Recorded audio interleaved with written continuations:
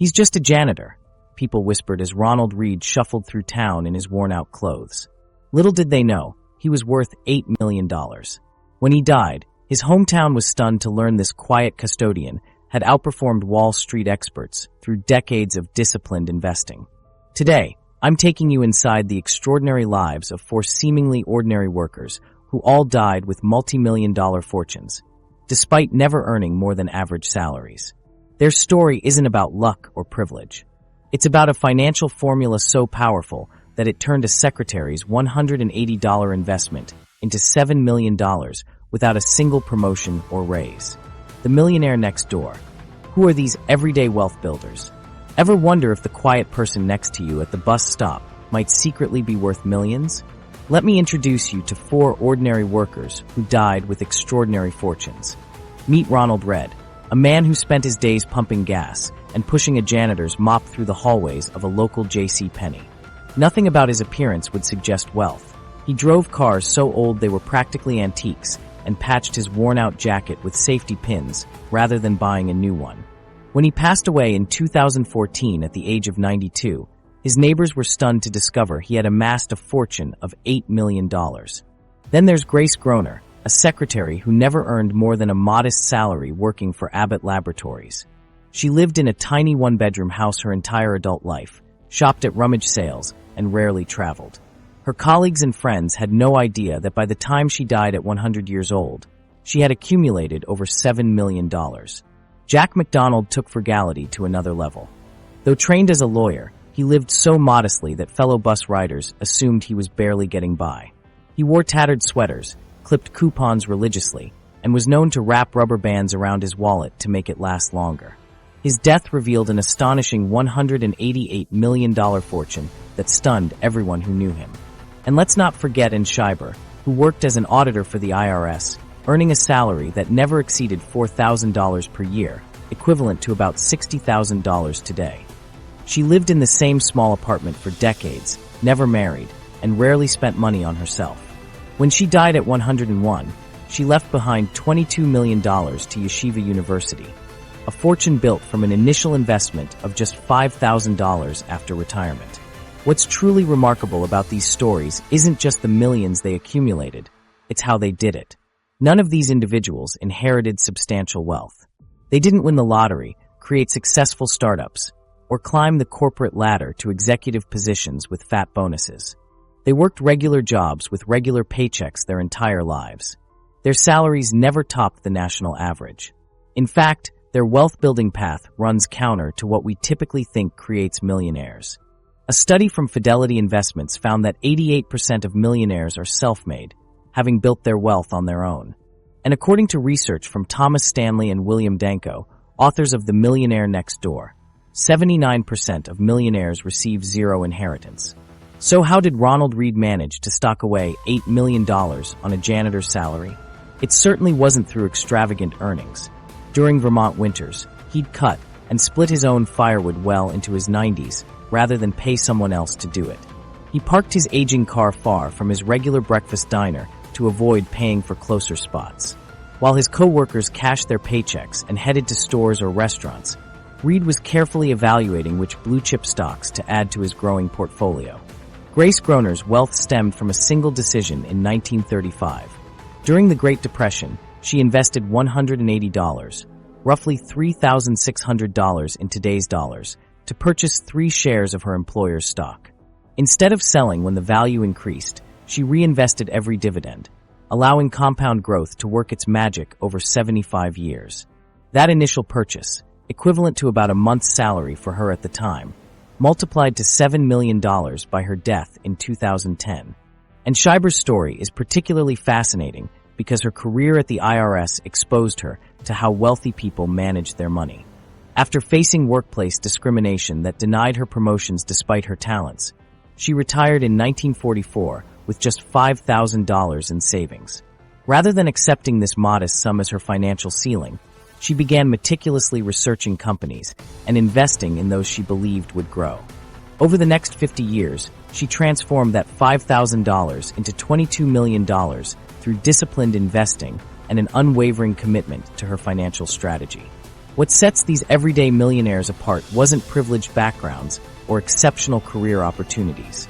Ronald Reid left school after 8th grade to work on his family's farm. Grace Groener was an orphan adopted by kind neighbors. And Schreiber faced blatant gender discrimination throughout her career. Their secret wasn't in how much they earned, but in what they did with what they earned. While their peers spent increasingly larger portions of their paychecks as they aged, these future millionaires maintained modest lifestyles regardless of income increases or societal pressure to consume more. Each understood something profound that most of us miss. Wealth building happens in the gap between what you earn and what you spend. While their colleagues focused on increasing their earning potential, often spending more as they earned more. Our unlikely millionaires focused on widening that gap through disciplined spending and investing habits. Their investment approaches weren't complicated either. None day traded or jumped between exotic investment vehicles. Ronald Reid assembled a portfolio of blue-chip stocks that paid steady dividends, which he then reinvested. He favored household names like Procter & Gamble, J.P. Morgan, and Johnson & Johnson, companies making products people use regardless of economic conditions. What made these ordinary people extraordinary wasn't their income. It was something happening inside their minds. They possessed psychological traits that separated them from peers earning similar salaries. They could delay gratification, resist social pressure to spend, and maintain an unwavering long-term perspective despite market fluctuations and economic uncertainty. Consider this. When Reid died, friends recalled him reading the Wall Street Journal daily at his local library instead of paying for a subscription.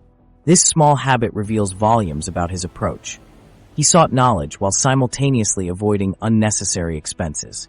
Every decision, no matter how small, aligned with his financial philosophy.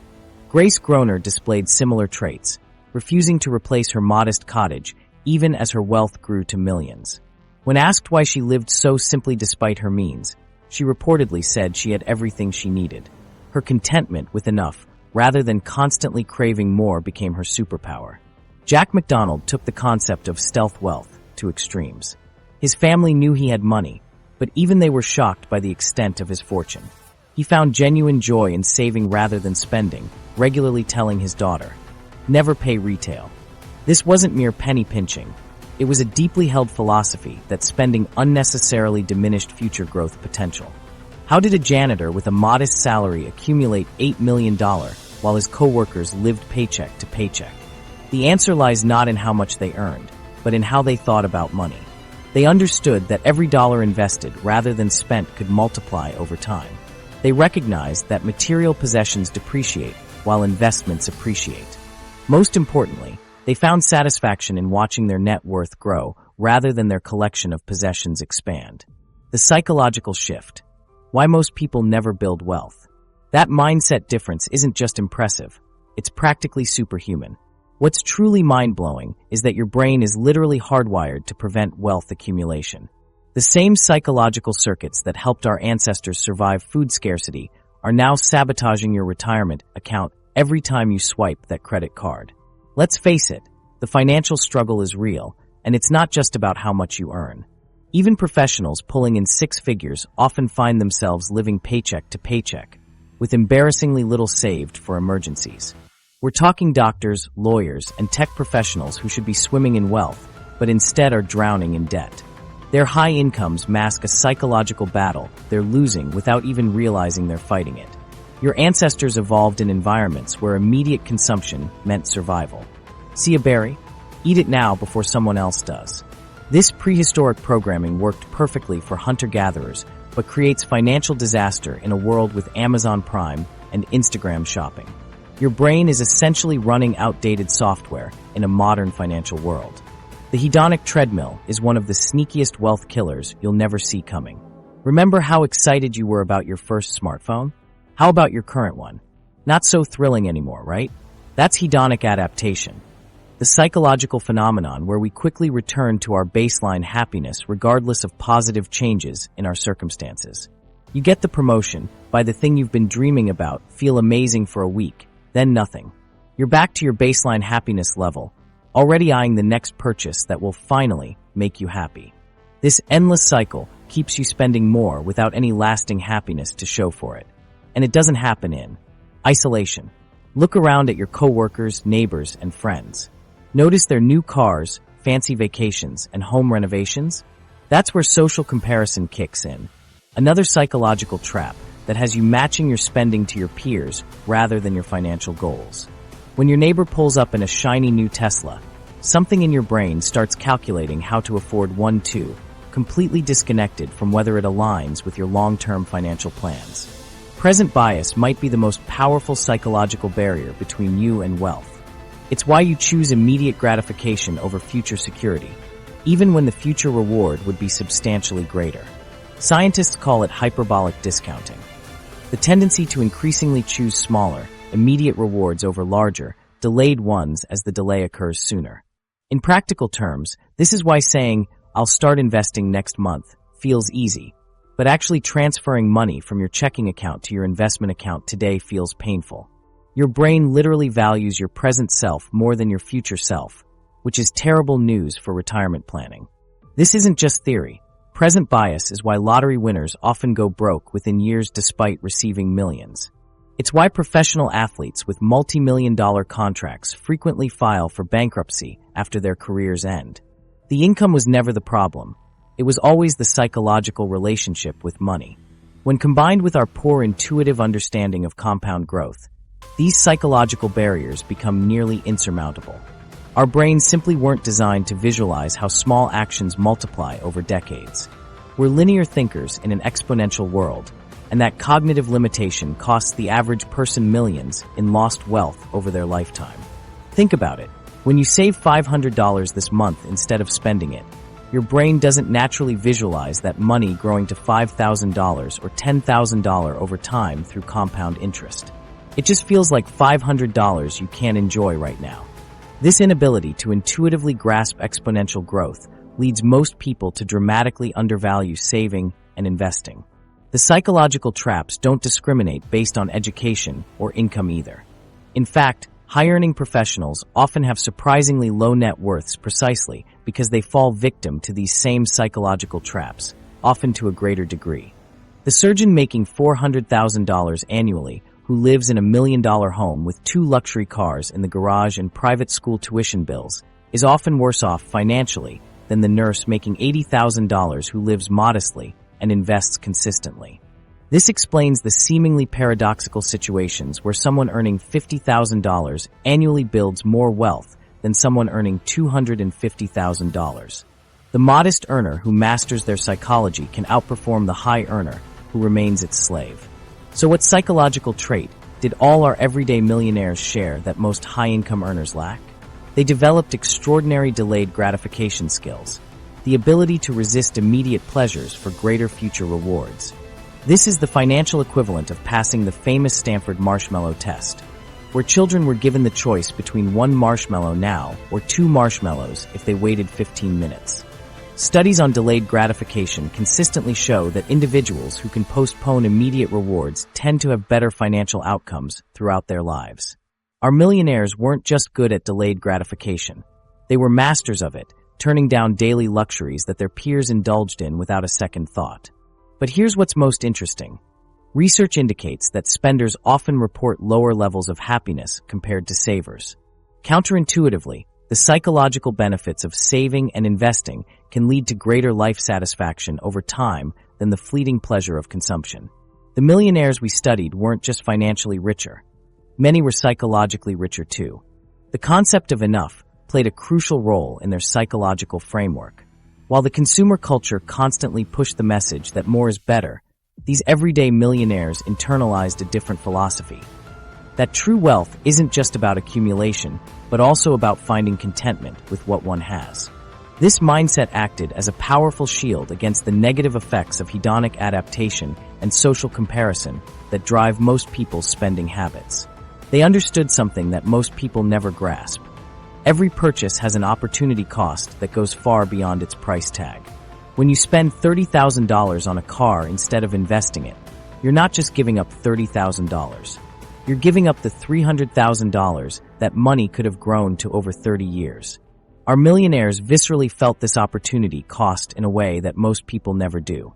Most importantly, they developed an internal scorecard rather than measuring themselves against external standards.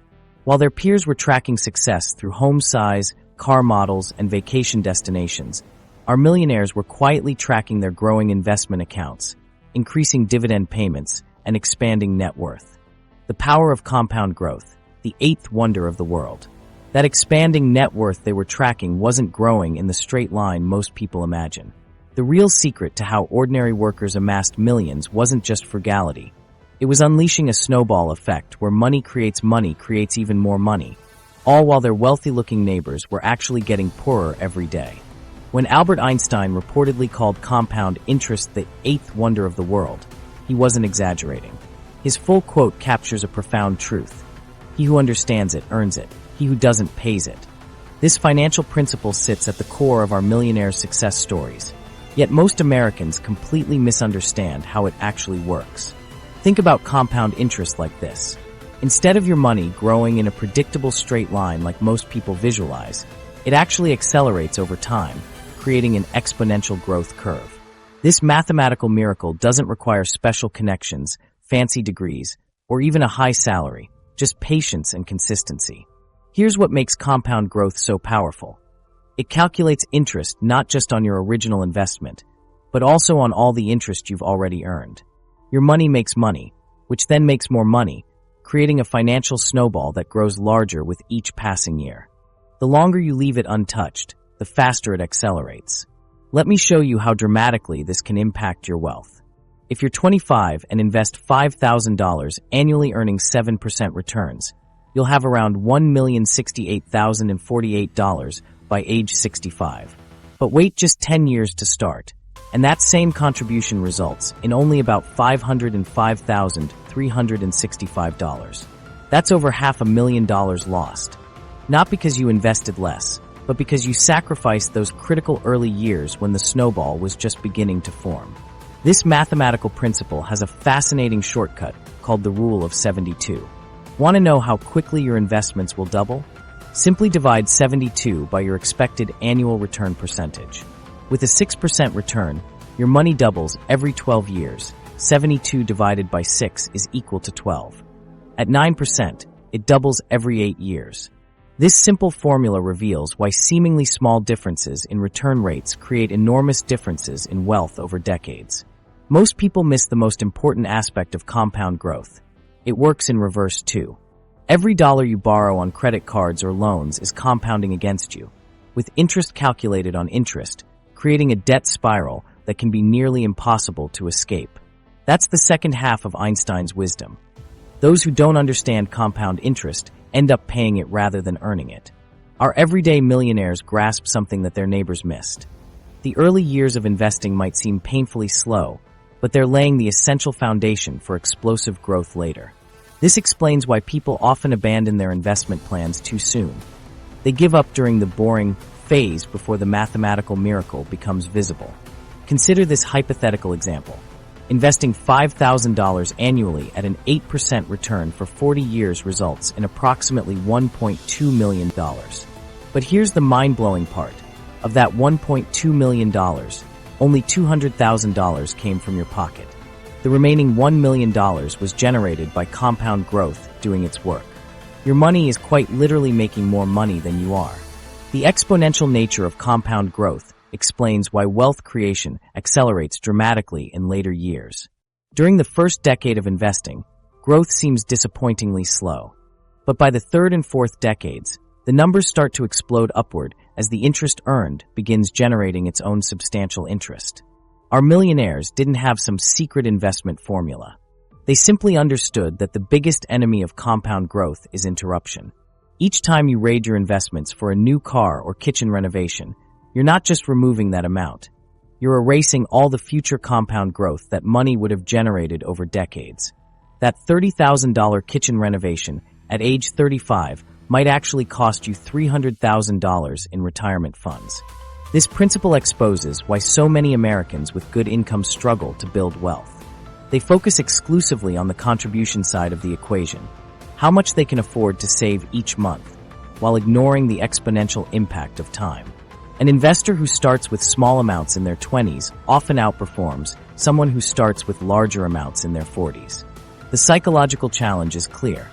Compound growth requires us to value our future selves as much as our present selves. Most people find this incredibly difficult. We're wired to seek immediate gratification, making it hard to visualize how small decisions compound over decades. This explains why everyday millionaires like Ronald Reid and Grace Groener were such rare exceptions. They mastered this psychological challenge. Time in the market consistently beats trying to time the market. Our millionaires didn't need to make brilliant investment moves or predict market fluctuations. They simply started early, stayed consistent through market ups and downs, and let mathematics work its magic over decades. Ever wonder why financial advisors seem so much more excited about retirement planning than their clients? It's because they can see the mathematical reality that most people miss. They understand that a 25-year-old investing $200 monthly will likely outperform a 45-year-old investing $800 monthly, despite contributing less than half as much money overall. The acceleration effect of compound growth becomes truly staggering in the final years. For a 40-year investment timeline, nearly half of the total growth occurs in just the last 5 to 7 years. This mathematical reality explains why our millionaires continued their disciplined approach even as they aged. They knew the biggest rewards were yet to come. Perhaps the most democratic aspect of compound growth is that it works regardless of income level. A nurse earning $80,000 who invests consistently can easily outperform a surgeon earning $400,000 who spends everything. The math doesn't care about your job title, credentials, or social status, only your behavior and timeline. The investment vehicles our millionaires chose weren't particularly sophisticated either. Ronald Reid owned blue-chip stocks that paid regular dividends. Grace Groener held a single company stock for decades. Their advantage wasn't investment genius. It was psychological strength to ignore the latest investment fads and stick with proven wealth-building approaches. Understanding compound growth changes how you view everyday financial decisions. That $5 daily coffee habit? It's not just $1,825 annually. It's potentially $300,000 less at retirement when you account for compound growth. Our millionaires intuitively understood this mathematical reality, which made their frugal habits, living below your means, the counterintuitive path to abundance.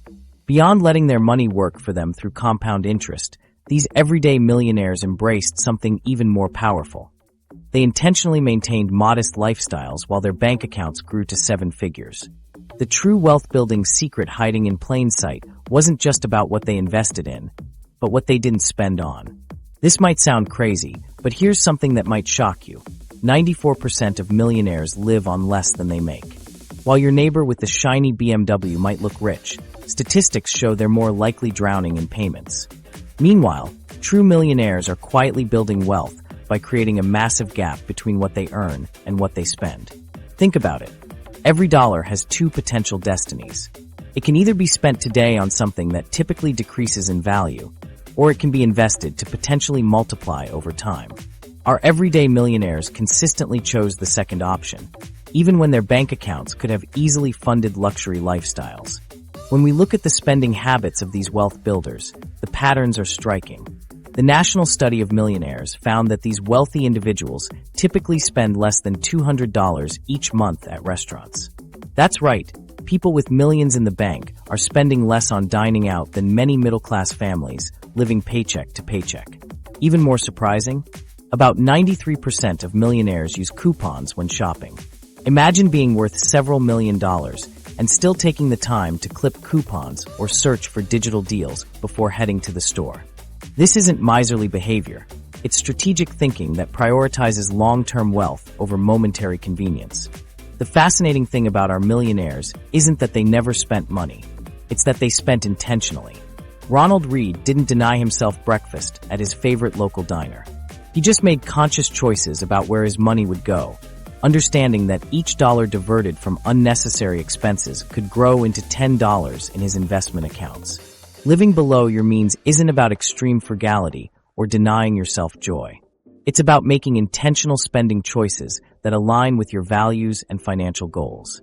These millionaires weren't depriving themselves. They were liberating themselves from the constant pressure to keep up with others, finding freedom in simplicity rather than stress and luxury. One of the biggest challenges to building wealth isn't earning more. It's avoiding lifestyle inflation. This silent wealth killer strikes whenever our income increases. Get a raise? Upgrade the apartment. Bonus at work. Time for a new car. Promotion. Better renovate the kitchen. Each increase in income triggers an almost automatic increase in spending for most Americans. Our millionaires broke this pattern. When their incomes rose, their spending largely stayed the same. This created an ever-widening gap between earning and spending, the exact space where wealth multiplies. Instead of upgrading their lifestyles with each pay increase, they upgraded their investment accounts. This approach creates a psychological advantage too. When your lifestyle costs remain modest, you're less vulnerable to economic downturns, job losses, or unexpected expenses. The stress that keeps many Americans awake at night, worrying about bills, mortgages, and car payments, simply didn't exist for these wealth builders. They experienced financial security long before they had millions. What's particularly interesting about these millionaires is that they maintain these habits even after becoming wealthy. They didn't suddenly splurge once they hit a certain net worth milestone. The habits that built their wealth became ingrained parts of their identities, not temporary sacrifices on the path to riches. Consider the psychological freedom this creates. When your happiness isn't tied to constant consumption, you escape the hedonic treadmill that keeps most people working harder just to afford more stuff that rarely delivers lasting satisfaction. These millionaires discovered that financial independence, the ability to live life on your own terms, was far more valuable than any luxury purchase. This mindset shift transforms how you view everyday financial decisions. That takeout meal isn't just $30. It's $30 plus all the future growth that money could have generated. The latest smartphone upgrade isn't just $1,000. It's potentially $10,000 less in your retirement account decades later. Once you start thinking this way, saying no to unnecessary expenses feels less like deprivation and more like self-investment. The wealth-building power of living below your means becomes even more apparent when we compare two individuals with identical incomes but different spending habits. Let's imagine two teachers earning the same $60,000 salary. The first spends nearly everything they make, saving just 5% annually, $3,000. The second lives more modestly, saving 30%, $18,000 each year. After 30 years of investing at an 8% average return, the first teacher would have about $367,000.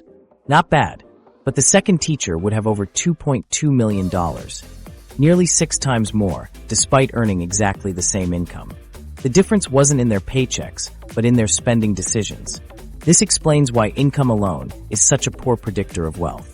We've all heard stories of high-income professionals, doctors, lawyers, executives, who earn substantial salaries yet have surprisingly little to show for it financially. Conversely, middle-income earners who mind the gap between earnings and spending often build impressive nest eggs over time. The strategies our millionaires use to avoid lifestyle inflation are surprisingly straightforward. They set clear financial goals that gave purpose to their saving. They created budgets that prioritized investing before discretionary spending. And perhaps most importantly, they practiced mindful spending, regularly questioning whether purchases aligned with their values and long-term objectives. What's particularly powerful about this approach is that it works regardless of income level. You don't need a 6-figure salary to create a gap between earning and spending. Even modest incomes can generate substantial wealth when consistently invested over decades with minimal lifestyle inflation. The counterintuitive truth these millionaires discovered is that looking rich and being rich are often opposite conditions. The person driving the luxury car, wearing designer clothes, and living in the McMansion is frequently asset poor and debt rich. Meanwhile, the millionaire next door often drives an ordinary car, wears normal clothes, and lives in a modest home while their investment accounts quietly multiply. This inverts the traditional narrative about wealth. True financial abundance comes not from spending lavishly, but from spending thoughtfully. Not from impressing others, but from impressing yourself with your growing financial security. Not from having everything you want, but from wanting what you already have. The blue chip strategy, boring investments, exciting results. What if the real secret to building wealth isn't chasing the next hot investment trend, but something so boring most people completely overlook it? When investigators opened Ronald Reid's safe deposit box after his death, they discovered something fascinating. Not cryptocurrency wallets or exotic investments, but over 100 stock certificates from companies like AT&T, Bank of America, CVS, and Johnson & Johnson. This janitor's wealth-building strategy was hiding in plain sight, and it's one that Wall Street experts rarely promote because it's just too simple. While many of his contemporaries were constantly hunting for the next big thing, jumping from one investment to another hoping to strike it rich quickly, Reid took a different approach. He methodically built his fortune by purchasing shares in established, dividend-paying companies that produce products people use every day. Companies so stable and reliable, they're considered the backbone of the American economy. These blue-chip stocks represent large, well-established companies with histories of reliable earnings. They're financially sound businesses that have weathered multiple economic storms and typically reward shareholders with consistent dividend payments. Think of household names like Procter & Gamble, Johnson & Johnson, and Coca-Cola. Companies that have been around for generations and sell products that people need regardless of economic conditions. What made Reid's approach so powerful wasn't market timing or complicated trading strategies. He simply identified quality companies with strong competitive advantages and then held on to them for decades. This patient approach allowed him to benefit from both the long-term appreciation of these stocks and their regular dividend payments. Speaking of dividends, this is where Reid's strategy became truly exceptional. Rather than cashing those dividend checks for extra spending money, he reinvested them through dividend reinvestment plans, DRIPs. These plans automatically use dividend payments to purchase additional shares of the same stock, creating a powerful snowball effect. It's like getting a raise that automatically invests itself. Let's put this in perspective. If you had invested $10,000 in a portfolio of blue-chip stocks, yielding a 7% annual return through dividends and growth, and compounded annually, after 30 years you'd have approximately $76,123, all without adding another penny of your own money. That's the exponential growth potential that Reid harnessed throughout his life. The beauty of this approach is that it required absolutely zero advanced financial knowledge. No complicated charts to analyze, no timing the market, no advanced degree in economics. Reid didn't need to be a Wall Street genius to execute this strategy. He just needed consistency, patience, and the psychological strength to ignore short-term market fluctuations. While others panicked during market downturns and sold their investments, often at the worst possible time, Reid understood that these temporary dips were actually opportunities to acquire more shares at discount prices. This counterintuitive thinking, buying when others are fearful, is a hallmark of successful long-term investors. Research consistently shows that simple buy-and-hold strategies typically outperform active trading for average investors. Why? Because active traders face multiple obstacles. Transaction costs eat into returns, emotional decision-making leads to buying high and selling low, and most importantly, it's nearly impossible to consistently time market movements correctly. Meanwhile, patient investors like Reid let time and compounding do the heavy lifting. The dogs of the Dow strategy exemplifies this blue-chip approach in action. It involves buying the 10 highest-yielding stocks in the Dow Jones Industrial Average at the end of each year and holding them for a year. This simple, rules-based approach has historically provided substantial returns, without requiring complex analysis or frequent trading. Blue-chip companies have another advantage that made them perfect for Reid's strategy. They tend to weather economic storms better than smaller firms. During recessions or market downturns, established companies like Johnson & Johnson continue selling their essential products. People don't stop buying Band-Aids, baby powder, or medications during economic slumps. This stability provides a level of protection that speculative investments simply can't match. Reid never fell for the enticing allure of get-rich-quick schemes. He understood that sustainable wealth building is often boring. It's about consistently making smart, patient decisions over decades rather than trying to get rich overnight. His approach was the investing equivalent of the tortoise beating the hare. What's particularly striking about Reid's investment strategy is how accessible it is to anyone. You don't need insider connections, specialized knowledge, or a high income to buy shares in blue-chip companies. These stocks are publicly traded and available to any investor willing to take the long view. The psychological component of this strategy can't be overstated. Reid had to ignore constantly evolving investment fads. Junk bonds in the 1980s, tech stocks in the 1990s, house flipping in the 2000s, and cryptocurrency in recent years. While some people made money in these trends, countless others lost fortunes chasing returns. Reid stuck with his boring, reliable blue-chip strategy through it all. This steady approach allowed Reid to avoid the emotional roller coaster that destroys many investors' returns. He didn't experience the anxiety of constantly monitoring stock prices or the regret of missing out on the latest investment craze. Instead, he enjoyed the peace of mind that comes with owning pieces of stable, profitable businesses. Today, with commission-free trading and fractional shares available through many brokerages, it's even easier to implement Reid's blue-chip strategy. You can start building a portfolio of quality companies with just a few dollars, reinvest the dividends automatically, and let time work its magic, just as Reid did decades ago with physical stock certificates. The social challenge, standing apart from the crowd. Having the right investment strategy is only half the battle. But what happens when everyone around you is flexing new cars and designer clothes while you're quietly stashing money into boring blue-chip stocks?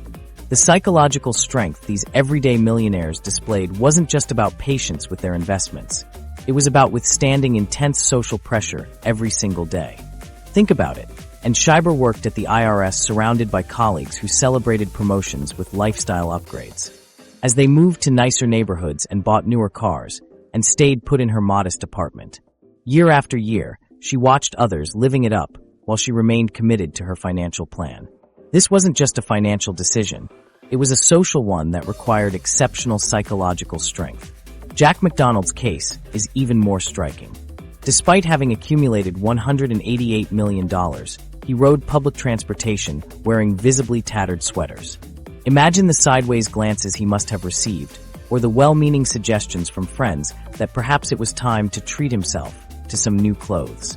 Yet he remained steadfast in his choices, prioritizing his long-term financial strategy over temporary social approval. We're naturally wired to fit in with those around us. Our brains evolved to seek group acceptance as a survival mechanism. Being rejected by the tribe once meant certain death. This makes the psychological accomplishment of these millionaires even more remarkable. They weren't just making smart money moves. They were fighting against core human instincts every time they chose to live differently than their peers. The concept of stealth wealth captures exactly what these millionaires practiced. They deliberately maintained ordinary appearances while silently building extraordinary fortunes. This approach wasn't just about humility. It was a strategic choice that shielded them from social expectations to spend more as their wealth grew. By appearing financially similar to their peers, they avoided the pressure to demonstrate their success through conspicuous consumption. What's fascinating about these millionaires is that they found ways to validate themselves internally rather than seeking external validation through spending. When colleagues showed off new purchases, they didn't feel compelled to match or exceed those displays. Instead, they found satisfaction in watching their investment accounts grow, a form of gratification invisible to others but deeply meaningful to them. This doesn't mean they were immune to wanting nice things. They experienced the same desires as anyone else, the latest gadgets, newer cars, trendier clothes. The difference was in how they processed these wants. Rather than responding impulsively to marketing or social pressure, they developed mental frameworks for evaluating potential purchases based on actual value rather than status or temporary happiness. Consider the psychological burden of being different day after day, year after year. When friends rave about their beach house rentals while you opt for simpler vacations, when everyone at work drives to the parking lot in late-model cars while you arrive in a 10-year-old vehicle, when colleagues discuss their home renovations while you're content with your modest living space. These scenarios require tremendous psychological resilience. The social environment we inhabit shapes our spending more than we realize. Studies show that we unconsciously adjust our financial behaviors to match those in our immediate social circle. If your friends routinely drop $100 on dinner and drinks, you'll likely feel that's the normal amount to spend. If everyone in your office wears designer clothes, you'll feel pressure to maintain a similar wardrobe. These everyday millionaires somehow developed the ability to operate in these environments without being controlled by them. What's particularly interesting is how they navigated social situations without becoming isolated or appearing judgmental. They didn't lecture others about saving or make people feel uncomfortable about their spending choices. Instead, They found ways to participate in social activities without compromising their financial principles, like Jack McDonald enjoying public transportation rather than expensive cars, or Schreiber finding contentment in her small apartment rather than upgrading to match her peers. When questioned about their frugal lifestyle choices, these millionaires often redirected the conversation toward their financial goals and the future security they were building. They weren't apologetic about their decisions. They were confident in their approach. This confidence came from having clear financial objectives that meant more to them than momentary social approval. The psychological resilience they displayed allowed them to withstand not just occasional temptations, but constant social pressure to conform. Rather than succumbing to immediate gratification or status-seeking behaviors, they remained focused on their personal financial objectives. This focus required maintaining a long-term perspective in a world designed to pull our attention toward the immediate and the visible. What these millionaires understood is that social pressure never really goes away. It just changes form. At every income level, there are expectations about how you should spend and what possessions you should own. The truly wealthy aren't those who cave to these expectations at each new level, but those who maintain their independence from them regardless of their financial status. The courage to be financially different might be the most underrated wealth-building skill we can develop. It's entirely psychological, yet it creates tangible financial outcomes over time. Every dollar not spent trying to impress others is a dollar that can be invested and grown. Over decades, this psychological strength compounds just like interest, creating not just financial wealth, but also personal freedom.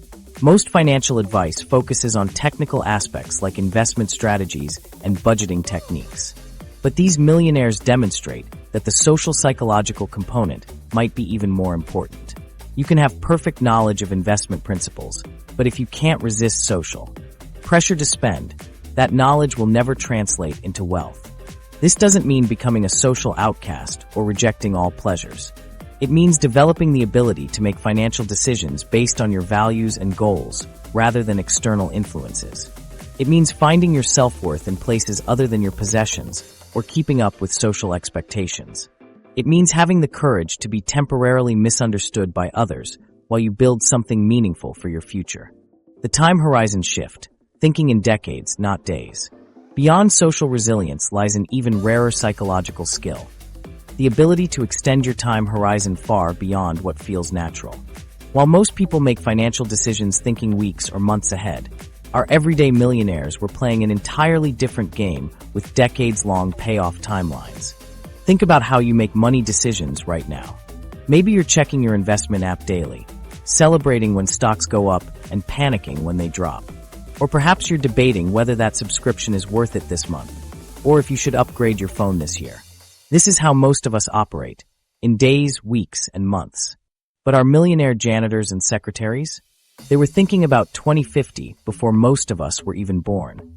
This extended time perspective isn't just uncommon, it's completely unnatural for our brains. We evolved to worry about immediate threats and opportunities. Where's the next meal coming from? Is that predator going to attack? Our ancient survival instincts push us towards short-term thinking, making 30-year financial plans feel almost impossible to maintain. When market downturns hit, most investors react with panic. They see their accounts dropping and immediately want to sell to stop the bleeding. It's a perfectly normal reaction, but it's exactly what prevented average people from building the wealth our millionaires accumulated. Instead of panicking during market crashes, these everyday millionaires saw something completely different: a sale. While others were frantically selling, they were quietly buying more shares at discount prices. This wasn't because they had special knowledge about where the market was heading. They simply understood that temporary drops don't matter when your time horizon is measured in decades. The psychology behind this is fascinating. Most investors claim they're long-term while constantly watching daily price movements. True long-term investors barely notice market fluctuations because they're focused on where their investments will be in 2040, not next Tuesday. What's really mind-blowing is that most middle-income savers typically take 15 to 20 years of consistent investing just to reach their first $1 million. That initial period can feel slow and sometimes discouraging. But what happens next reveals why the time horizon shift is so powerful. Their wealth often accelerates dramatically in later decades as compound growth kicks into high gear. That's the secret most people miss. wealth building isn't linear. The most explosive growth happens in the later years when your money starts making serious money. But to get there, you need the psychological stamina to stick with your plan through those first 15 to 20 years when progress seems frustratingly slow. This explains why Ronald Reid continued investing well into his 90s. He wasn't just thinking about his own immediate needs. He was focused on the charitable impact his wealth would create long after he was gone. This kind of multi-generational thinking is almost alien to how most of us approach money. The same was true for Grace Groener, who held onto her Abbott Labs stock for a staggering 75 years. Think about that timeline for a second. She maintained her investment through World War II, the Cold War, Vietnam, multiple recessions, stagflation in the 70s, Black Monday in 1987, the dot-com crash, and the 2008 financial crisis. Through every economic disaster that had others panic selling, she maintained her decades-long perspective. Psychological studies back this up. Individuals who can extend their time perspective and practice delayed gratification are significantly more likely to succeed at long-term investing. They develop an almost superhuman ability to resist the temptation of short-term gains or the fear of temporary losses. Let me show you what this time horizon shift looks like in practical terms. Consider two people who start investing at different ages. A 25-year-old who invests just $5,000 annually earning a modest 7% return will accumulate about $1,068,048 by age 65. But someone who starts at 35 doing the exact same thing ends up with only $505,365. The early starter literally doubles their money, not by investing more, but simply by extending their time horizon. The time perspective shift also changes how you view financial decisions today. Instead of asking, "Can I afford this?" millionaire-minded people ask, "What will this cost me in 30 years?" That $5,000 vacation might actually be a $50,000 decision when you factor in decades of lost compound growth. This way of thinking feels completely unnatural at first. Our brains aren't wired to empathize with our future selves or make sacrifices for someone our older self, who feels like a stranger to us.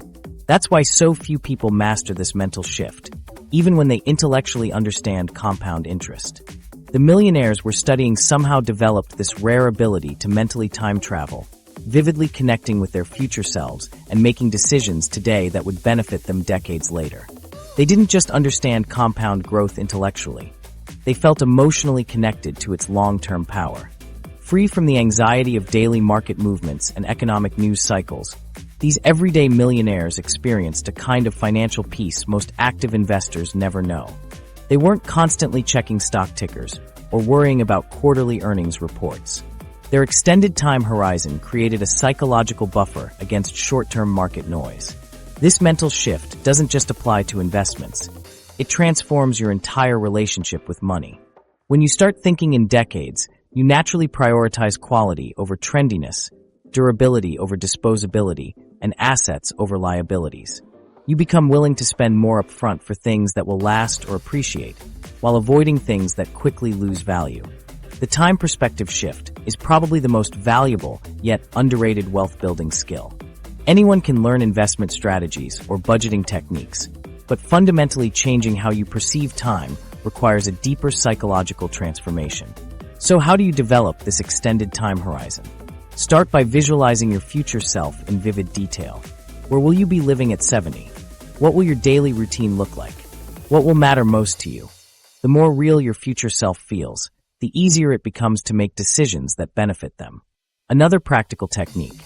Whenever you make a significant financial decision, mentally multiply the amount by 10 to approximate its opportunity cost over decades.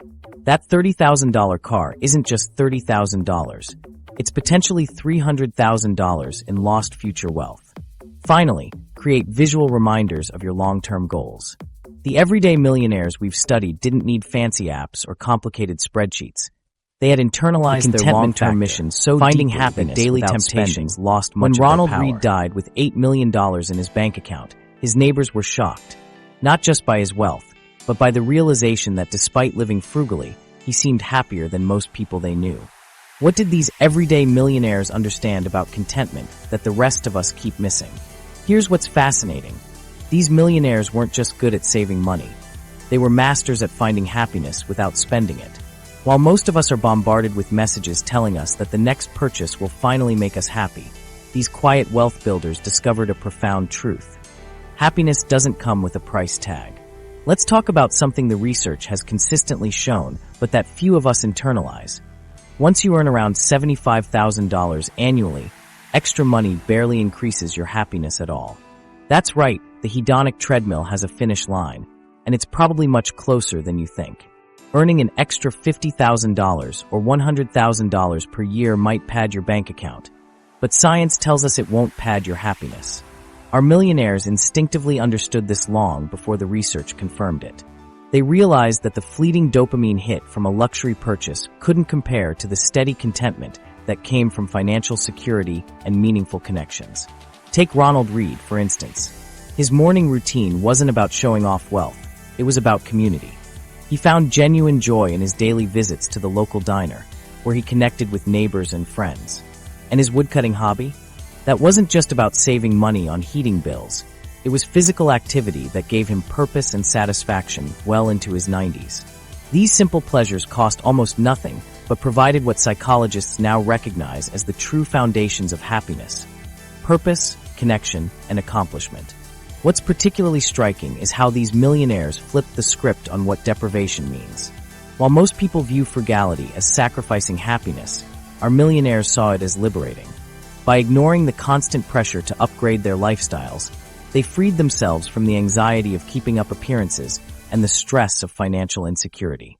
Grace Groener exemplifies this mindset perfectly. Living in her modest one-bedroom cottage, she focused on community involvement rather than showcasing her growing wealth. Her simplicity wasn't a burden. It was a choice that aligned with her values and allowed her to direct her resources toward what truly mattered to her. These millionaires weren't immune to wanting nice things. They were human after all. But they developed a crucial psychological skill that separated them from their peers: the ability to distinguish between purchases that brought lasting value versus those that delivered only fleeting pleasure.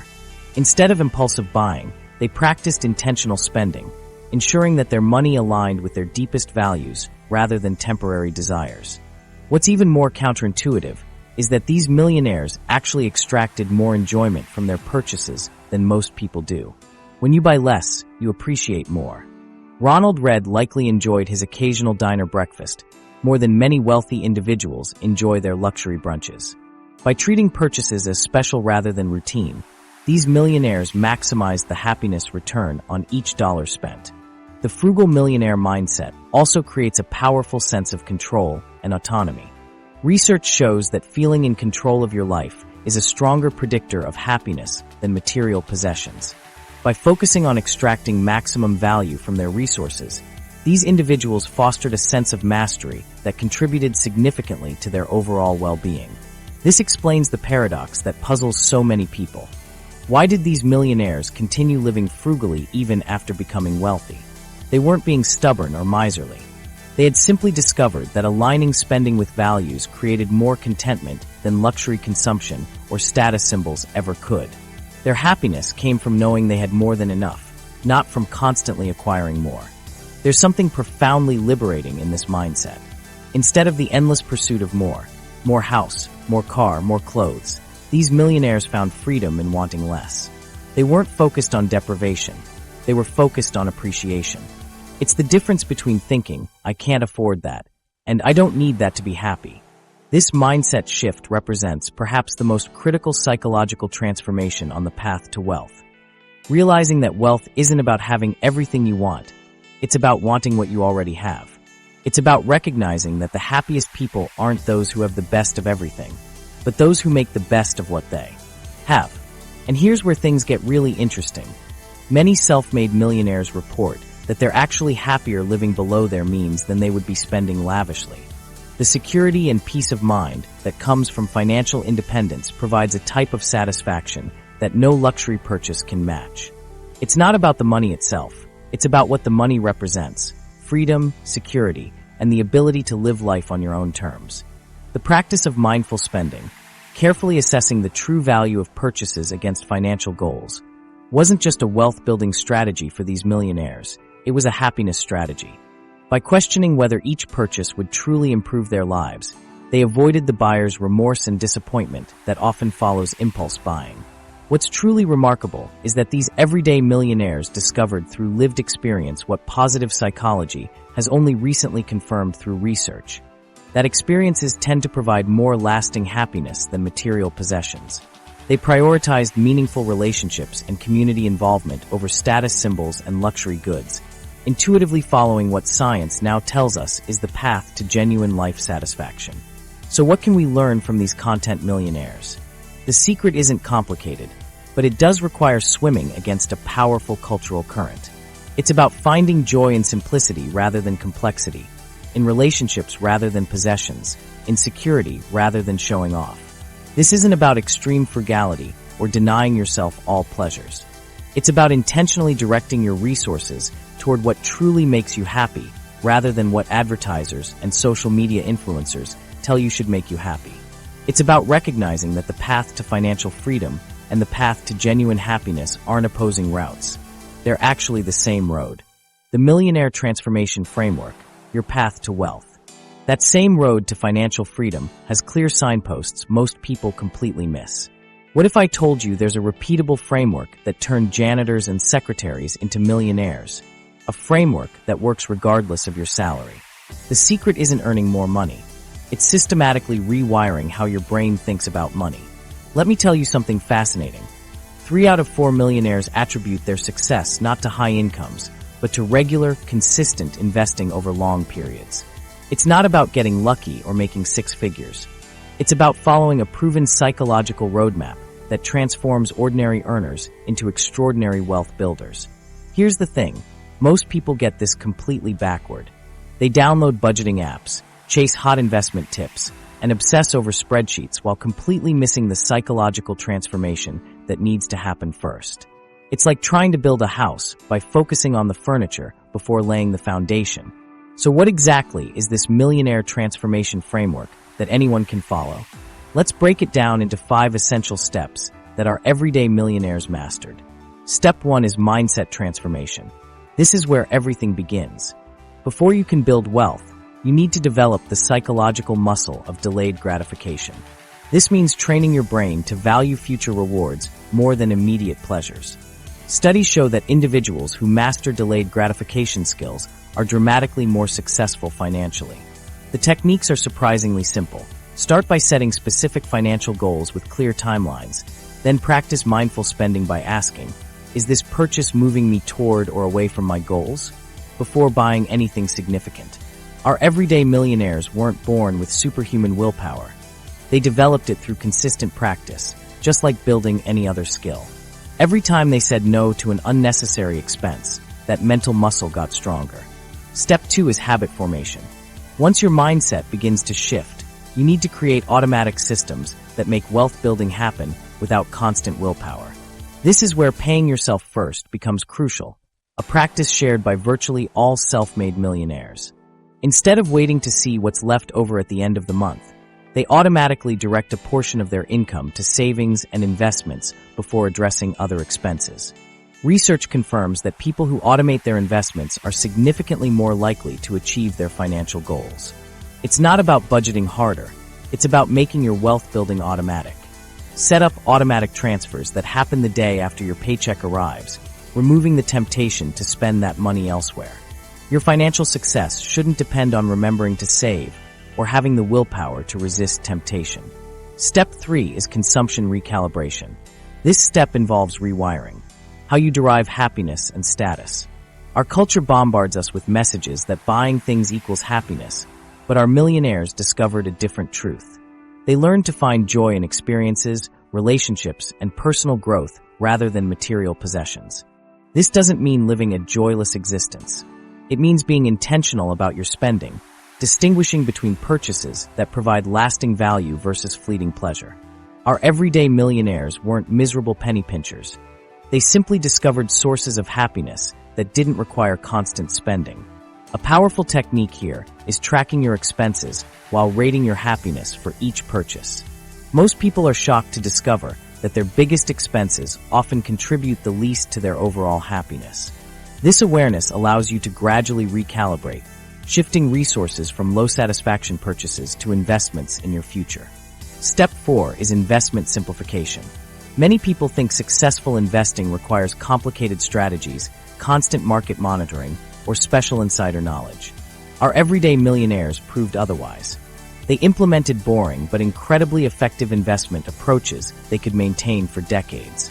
The technique is straightforward. Invest consistently in blue-chip stocks that pay reliable dividends, then let compound growth do the heavy lifting. These aren't glamorous, get-rich-quick investments. They're stable companies that sell products people need regardless of economic conditions. The beauty of this approach is that it requires zero advanced knowledge. You don't need to time the market, predict economic trends, or understand complex financial instruments. You simply need the psychological strength to stick with a simple strategy through market ups and downs. Step 5 is social reinforcement. This final step is perhaps the most overlooked yet critically important. Humans are social creatures, and our financial behaviors are heavily influenced by our peer groups. Our millionaires actively sought communities that supported their wealth-building journey rather than undermining it. Today, finding these communities is easier than ever. Online forums dedicated to financial independence, local investment clubs, and even social media groups can provide the support and accountability you need. These communities normalize delayed gratification, celebrate financial milestones, and provide emotional support during market downturns. The technique here is straightforward. Spend time each week engaging with people who share your financial values. This creates a powerful counterweight to our consumption-focused culture, making it easier to maintain your wealth-building habits over the long term. What makes this framework so powerful is that it works regardless of your current income or financial situation. A teacher earning $60,000 who follows these 5 steps will likely outperform a doctor making $300,000 who doesn't. The framework addresses both the psychological barriers and practical habits needed for wealth accumulation. Setting clear financial goals serves as the roadmap for this journey. Our millionaires didn't just have vague notions of being rich. They established specific targets that guided their decisions and kept them focused through decades of wealth building. These goals provided the emotional fuel to sustain their habits through economic ups and downs. Equally important is developing the habit of tracking expenses and budgeting. This practice creates awareness of where your money goes and ensures your spending aligns with your financial goals. It's not about restriction. It's about intentionality, making sure your money serves your true priorities rather than being mindlessly spent. Frugality without deprivation, the art of intentional spending. Speaking of intentionality with money, there's a massive misconception about these everyday millionaires that needs to be addressed. While most people picture them living sad, deprived lives to save every penny, the reality of how they actually spent their money might surprise you. These wealth builders weren't miserable penny pinchers. They were masters of spending with purpose. Frugality has gotten a bad rap in our consumer culture. We tend to think of frugal people as those extreme couponers who spend hours cutting newspaper ads to save 50 cents on toothpaste, or the neighbor who reuses aluminum foil until it disintegrates. But true frugality isn't about deprivation at all. It's about being economical in your use of resources and maximizing value rather than simply cutting costs. Our millionaire janitors and secretaries understood something profound that most people miss. Frugality is a holistic approach that questions our relationship with material possessions and redefines what wealth and success actually mean. They didn't see frugality as restriction but as intention, making conscious choices about where their money went instead of letting external forces decide for them. These everyday millionaires practiced what financial experts call value-based spending. They weren't afraid to spend money, but they were incredibly selective about where those dollars went. They allocated funds generously to areas that brought genuine satisfaction while cutting ruthlessly in areas that didn't add real value to their lives.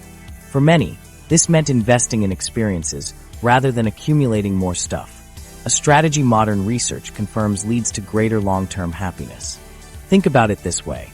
Instead of mindlessly dropping $5 on coffee every morning, because that's what everyone at the office does, our millionaires would ask themselves, does this purchase truly enhance my life, or am I just following a habit? This mindful consumption created a pause before each purchase, a moment of consideration that broke the cycle of impulsive buying so prevalent in our consumer culture. But how did they make these decisions without feeling constantly deprived? Many developed personal spending rules that removed the emotional component from financial choices. Some would wait 30 days before making any major purchase, allowing the initial excitement to fade and revealing whether they truly needed the item.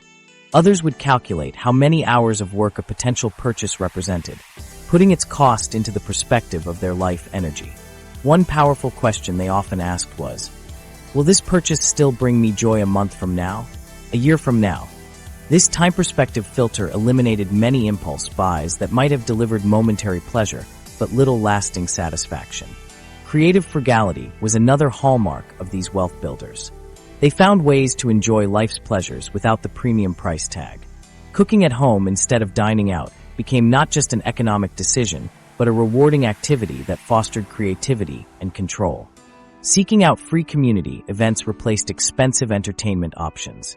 Borrowing books from the library instead of building a personal collection satisfied their intellectual curiosity without cluttering their homes. The psychological shift these millionaires mastered was moving from reactive to proactive spending. Most consumers respond to marketing messages, social pressure, or emotional triggers when making purchases. Our millionaires flipped this dynamic, proactively deciding what deserved their financial resources based on their values and goals. This shift in control fundamentally changed their relationship with money. What's particularly interesting about these everyday millionaires is how they found a balance that worked for them individually. Some might splurge on quality tools that would last decades while wearing secondhand clothes. Others might invest in educational experiences while driving an older car. The common thread wasn't what they chose to spend on or save on. It was that these decisions aligned with their personal values rather than external expectations. This approach to money created something remarkable: financial peace. When your spending perfectly aligns with your values, the anxiety and guilt that often accompany financial decisions simply disappear. You don't feel deprived because you're not saying no to things you truly value. You're saying no to things that society or marketing has conditioned you to want, but that don't actually enhance your life. The distinction between minimalism and frugality is worth noting here.